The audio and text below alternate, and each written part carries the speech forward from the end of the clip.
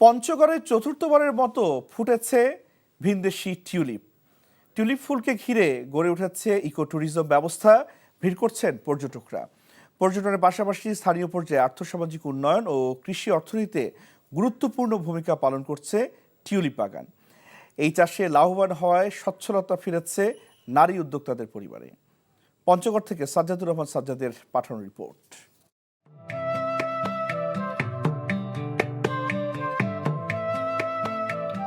এ যেন একখণ্ড নেদারল্যান্ডস।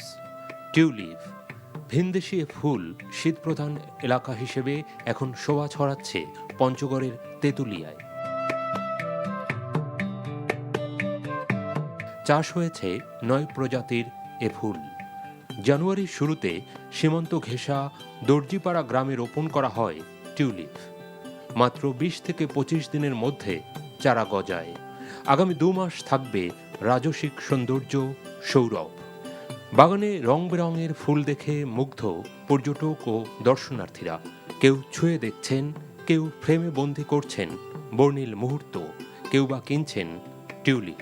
আমি একটা স্কুল পিকনিক এসেছি, তবে এখানে আসে খুব ভালো লাগছে। টিউলিপ প্রথম দেখলাম আমার মনে হয় জীবনে আমি। এত সুন্দর একটা টিউলিপের বাগান করেছে, যেটা সত্যি আমরা দেখে মুগ্ধ হলাম। এই ফুল দেখে অনেক ভালো লাগছে। টিউলিপ ফুল আমি এর আগে এরকম ফুল কখনো দেখিনি, তো ফর দ্য ফার্স্ট টাইম। এবার 13 জন নারী উদ্যোক্তা 1 একর জমিতে চতুর্থবারের মতো চাষ করেছেন চোখ ধাঁধানো এ ফুল।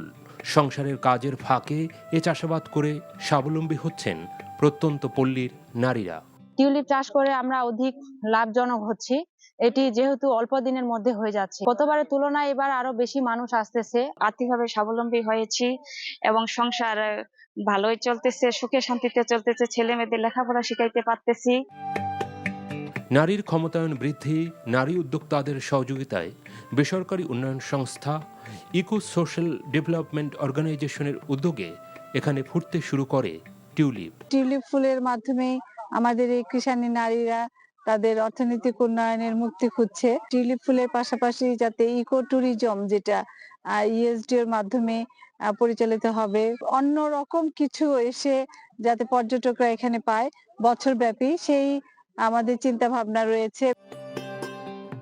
পর্যাপ্ত সরকারি সহায়তা পেলে নেদারল্যান্ডসের এ ফুলের চাষাবাদের পরিধি বৃদ্ধি পাবে বলে জানান সংশ্লিষ্টরা। NTV news desk.